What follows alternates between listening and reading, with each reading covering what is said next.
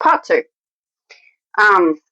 of chaotic baking and Sunday school notes. Give me a second. Anyway, so let me put my eyes back on.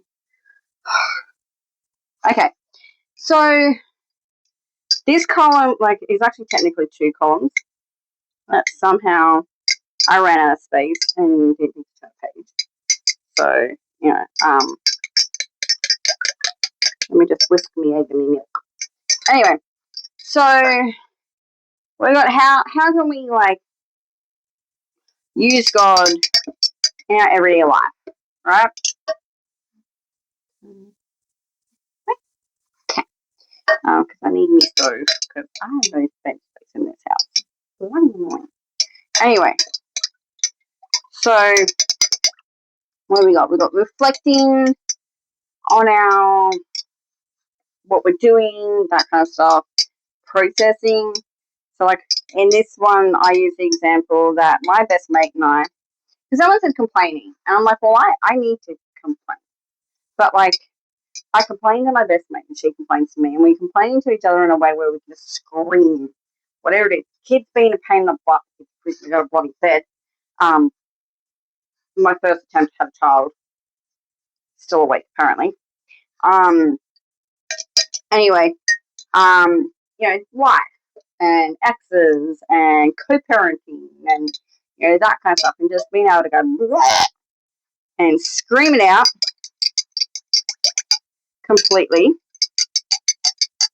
and get it all out. And then once we get the scream out, the frustration out, the anger out over whatever we're in, then we can sit there together and what's the word? Process properly, bounce off each other, and actually figure the problem out. Anyway, I need to still because I don't know how noisy this thing's going to be. I don't usually use this thing. Okay, so be warned. How do I drop you? I wanted to give it a crack. Okay.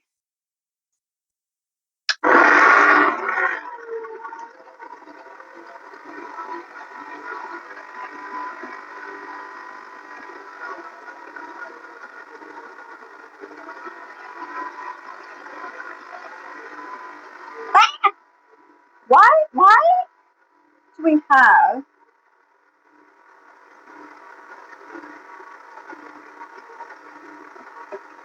okay. This is the Kmart knockoff of a KitchenAid. Why does this part? Where is that bloody right? Seriously. Anyway, here we go. Let's try this again. So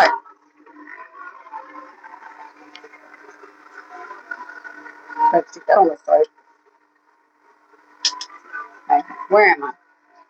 Let's move it this way while that is doing its thing. And that's hot.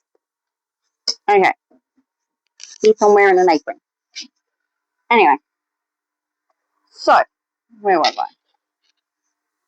Let's stop you down so you're not. Okay. Anyway. So, yeah, sometimes we need to complain, but it's a processing time complaining. Anyway, prep or plan. Firefighter. Makes sense to me. You plan. You plan on your way going to a fire. You plan your property for bushfire season.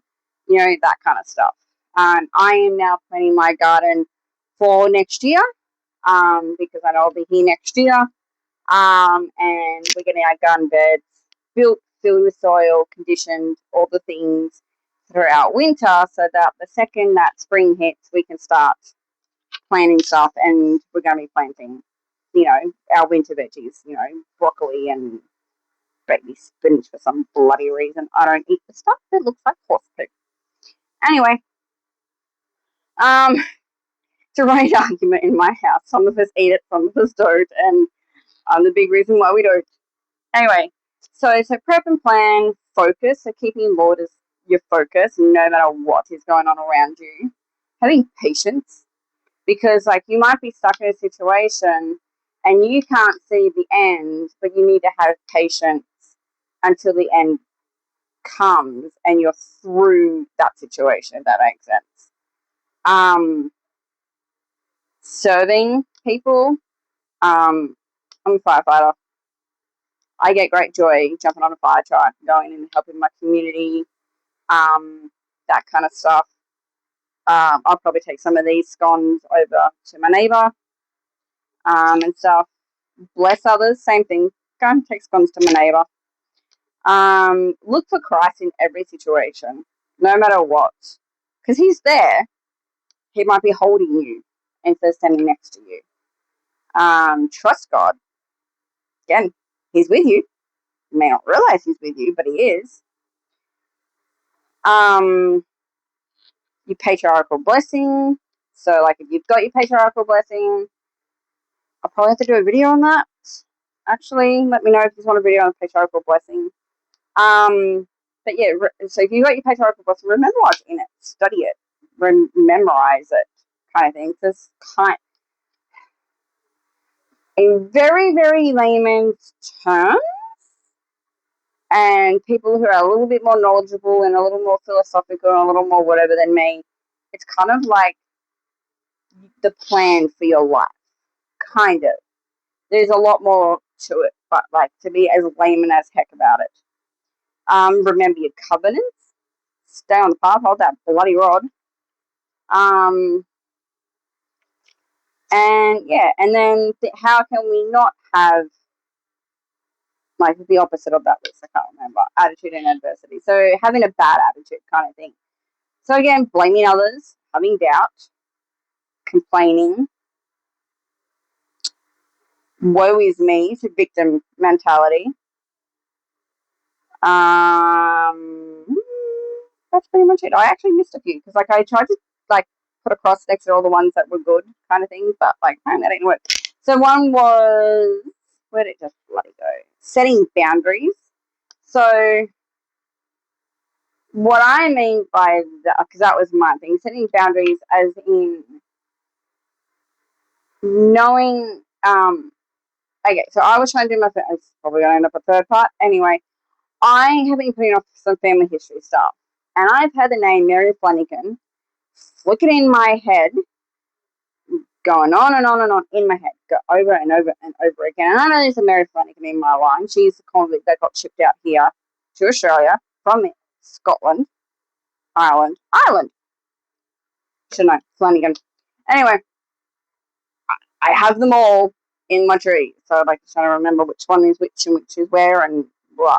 Anyway, so for some reason, like I've been watching YouTube documentaries and stuff on convicts, first, second, third, so on fleet and life as a convict and blah blah blah. And I'm now living where Mary was sent to. So for those that don't know, women were after a certain point in whatever, they were, when they got sent to Australia, they were turned into servants, household servants and that kind of thing as the town, the country established and stuff. So more often than not, they got sent out here to the Hawkesbury, apparently to Samuel Marsden, so my old brigade stomping grounds, and that kind of stuff.